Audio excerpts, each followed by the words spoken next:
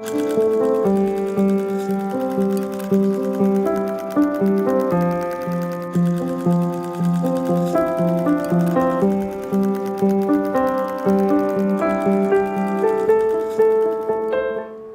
caríssimo telespectador da Rede Século XXI, obrigado pela sua audiência. Está começando mais um programa Luz da Vida, nosso compromisso semanal no final da tarde do domingo. Durante 30 minutos, uma reflexão modestamente importante para a nossa fé católica apostólica romana. Programa Luz da Vida, que já há praticamente um ano, quase um ano, se debruça sobre o argumento dos salmos na nossa vida. A proposta dessa nova etapa do programa Luz da Vida é muito ousada. Comentar com os padres da igreja, versículo por versículo, o saltério, os 150 salmos. Depois de uma longa introdução, já comentamos o Salmo 1º, o Salmo 2º, o Salmo 3º e já estamos no Salmo de número 4. Redigido pelo rei Davi. Terminamos o último programa, o segundo bloco do último programa, comentando com Santo Agostinho o versículo 2 desse salmo. Vamos repeti-lo, vai aparecer aí na tela do seu celular, computador ou televisor, e remeto você ao programa anterior para a magnífica interpretação de Santo Agostinho para o versículo 2º. Mas agora vamos evocar a autoridade de um outro bispo, de um outro doutor da igreja, patriarca de Constantinopla, o Boca de Ouro, ou seja, São João Crisóstomo. Vamos primeiro ver o versículo 2. Quando vos invoco, respondei-me, ó Deus de minha justiça. Vós que na hora da angústia me reconfortastes, tende piedade de mim e ouvi minha oração. A exemplo do Salmo 3º, que foi redigido também pelo rei Davi, um salmo muito apropriado para rezarmos na dificuldade, esse salmo foi redigido quando Davi fugia de Absalão, seu filho. Aliás, isso aparece no versículo 1º do Salmo 3º. Aqui, Davi está noutra situação existencial. Parece que não é tanto um contexto de perseguição, de guerra, de enfrentar inimigos, enfim, mas são muitas outras situações que colocam o ser humano, a natureza humana, em angústia. E nesse momento tão delicado, tão nosso, tão, eu diria, recorrente na nossa vida, nós somos chamados, com Davi, a elevar o nosso coração a Deus numa oração clamorosa. Oração de clamor, oração de lágrimas, oração do aflito, oração do perturbado, oração de quem se sente existencialmente arrasado, mas sem perder a fé. Com a palavra São João Crisóstomo interpretando esse versículo. Deus, na oração, não olha para a beleza das palavras ou para a construção da frase, mas para o frescor do espírito. Ainda que não exprimamos aquilo que pensamos, buscamos a maneira correta de suplicar a Deus. A rigor, a voz na oração nem é necessária. Pelo contrário, se falamos do nosso coração e o invocamos da forma correta, ele se voltará para nós. Diante dos teus rogos, ele continua a te escutar, ainda que seja na hora do almoço ou do jantar, ainda que no pior momento, ainda que no mercado, em viagem, no mar ou em uma audiência diante de um juiz. Por isso, invoca-o, porque não existe obstáculo para ele escutar a tua oração. Se fores justo, serás escutado, pois nele encontrarás um advogado. Mas que palavras belíssimas! O convite de São João Crisóstomo a estarmos sempre diante do Senhor a invocá-lo. Eu não encontro palavras. Eu não sou conhecedor da língua portuguesa. Eu não sei articular expressões, eu não sei construir frases bonitas. Isso não interessa. Deus não escuta isso. mas o frescor do Espírito. O clamor do íntimo do teu coração. Como que a dizer? Ajuda-me, estou só. Protege-me, sinto-me desamparado. Vem consolar-me, meu Senhor. Vem ser o meu refúgio, ó meu Redentor. Mesmo que você não pronuncie essas palavras. Precisa? Não precisa. Se quiser, diga-as, harmonize-as, crie-as. Todavia, certo de que Deus não está interessado tanto em palavras, mas no ímpeto amargurado, alegre, desolado, aflito, perturbado, qualquer situação existencial que mexe com você lá dentro, apresente isso ao Senhor, da mesma forma que um miserável, que um esmolé, que não tem nada e está passando necessidade e se humilha para pedir, me ajude, me proteja. Eu preciso da sua ajuda. Eu preciso do seu socorro. As palavras, elas podem entrar, podem se manifestar, sem dúvida alguma. Não estou dizendo que é pecaminoso, que a igreja nunca disse isso. Só que, antes que você formule as palavras, saiba, Deus já sabia não apenas delas, mas da intenção, do estado espiritual, da condição da sua alma, antes até que você existisse, Deus já sabia. Avancemos agora, vamos ao versículo 3.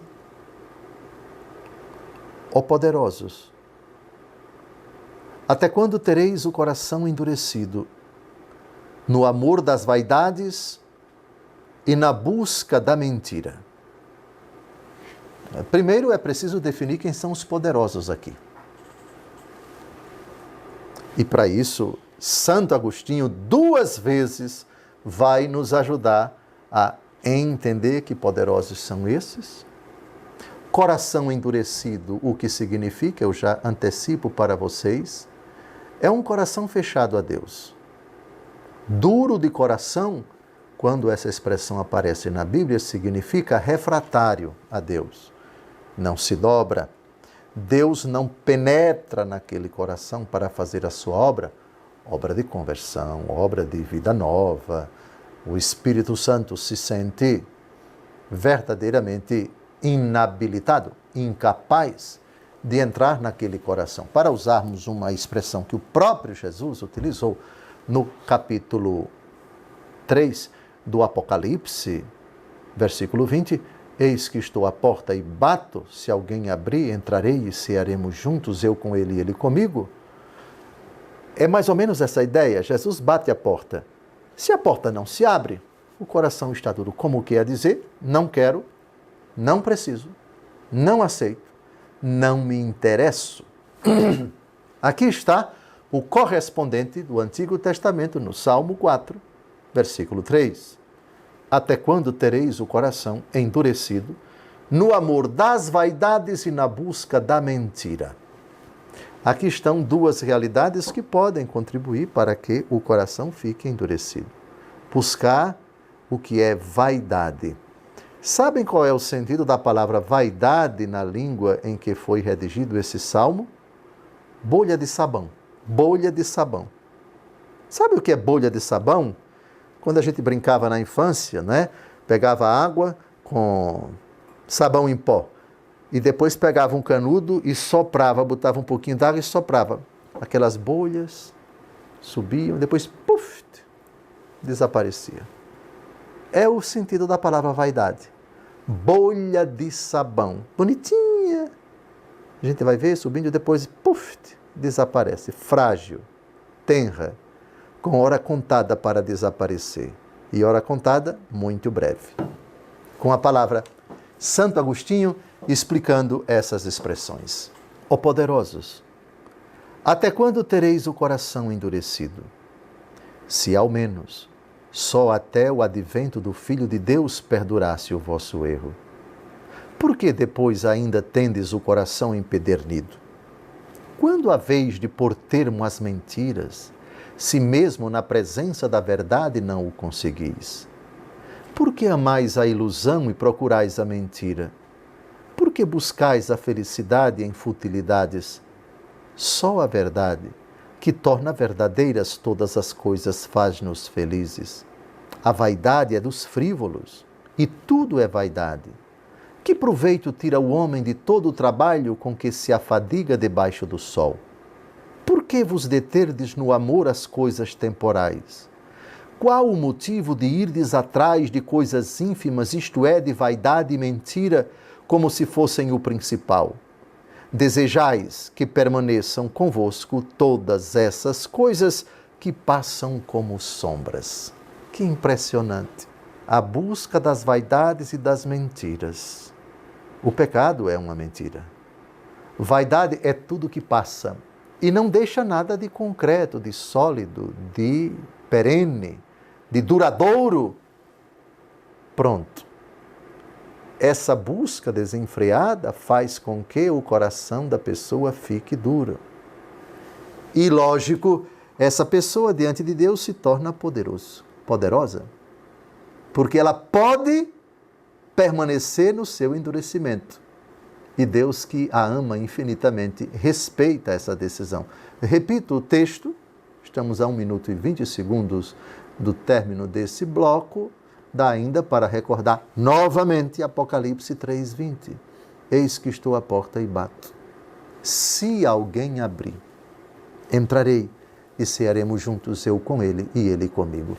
Essa busca desenfreada pela vaidade, pela mentira, faz com que o coração da pessoa, quanto a Deus, no que se refere à presença de Deus, à ação de Deus, ao chamado de Deus, aos poucos endurecido, petrificado. Não fecheis os corações como em Meriba, como em Massa, no deserto, aquele dia em que outrora vossos pais me provocaram, apesar de terem visto as minhas obras, diz o Salmo 94. Está terminando o primeiro bloco. Peço a você que não saia daí. Quando nós voltarmos, no segundo bloco, ainda teremos Santo Agostinho, com um enfoque diferente desse, e também muito importante, para interpretarmos verdadeiramente, à luz do Novo Testamento, o versículo que agora nós comentamos, o versículo 3. Um grande abraço. Até daqui a pouco.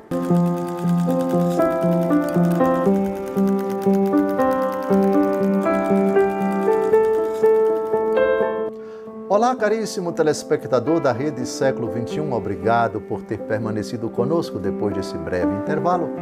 Está começando o nosso segundo e último bloco do nosso programa semanal Luz da Vida, ainda comentando versículo por versículo o Salmo 4. Salmo redigido pelo próprio rei Davi. Assim se encontra no versículo 1 desse salmo que nós já comentamos. Terminamos o primeiro bloco lendo o versículo 3 e apresentando, lemos e comentamos, a interpretação formidável de Santo Agostinho, primeira interpretação a esse versículo 3.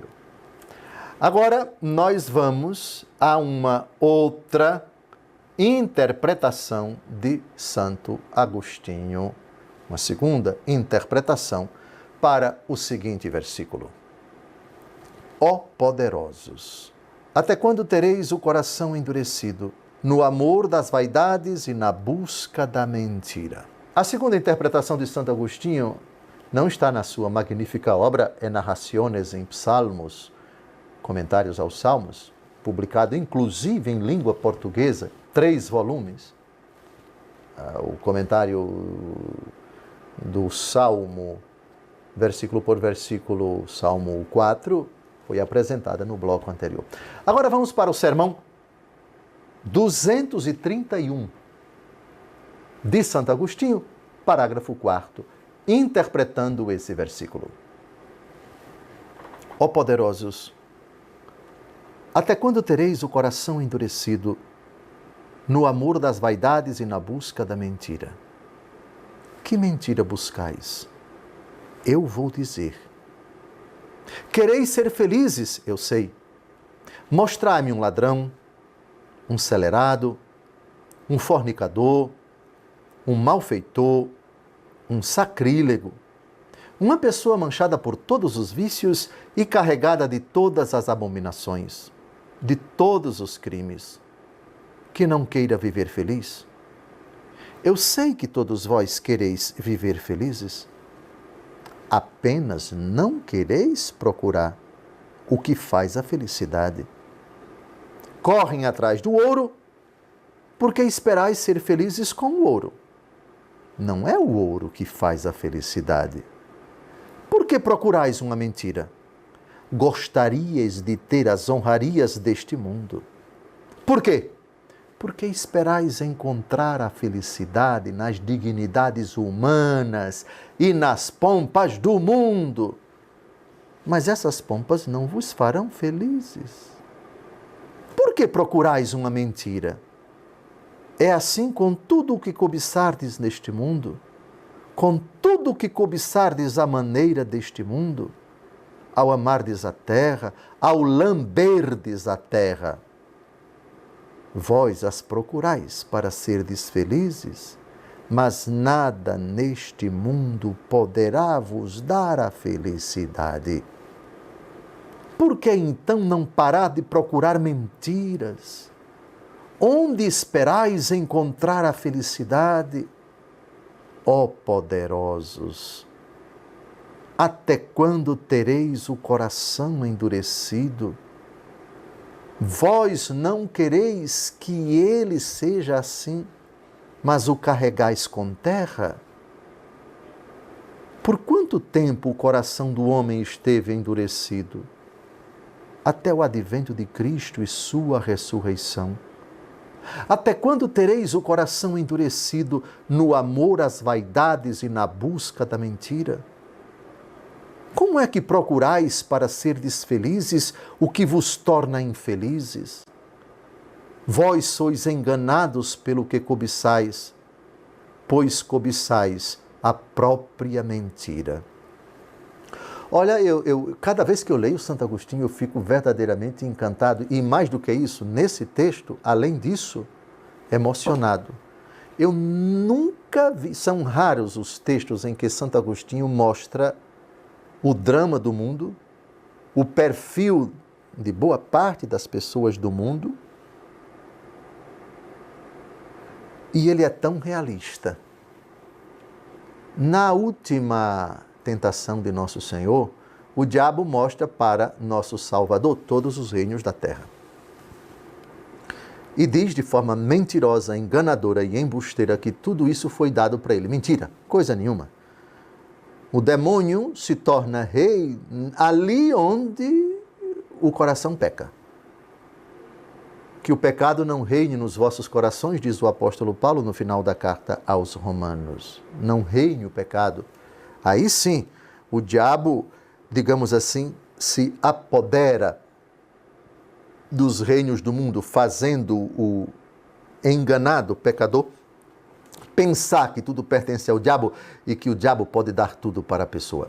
Mas não é essa a descrição de uma considerável, eu chutaria, talvez eu esteja errado, a maioria da população do mundo. O encanto que o poder, que o prestígio, que a glória, que as vaidades deste mundo provocam, o engano, o embuste, provocam no coração da pessoa. É como que se a natureza humana ficasse fascinada.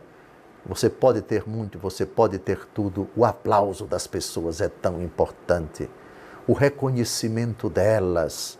Veja, hoje quem é vivo aparece. Se você não aparece, você não vai ter nada. Portanto, é preciso que você lute pelo seu lugar ao sol para você ter o seu espaço, ser reconhecido, ter um lugar de destaque, prestígio, poder, prazer, sucesso, glória.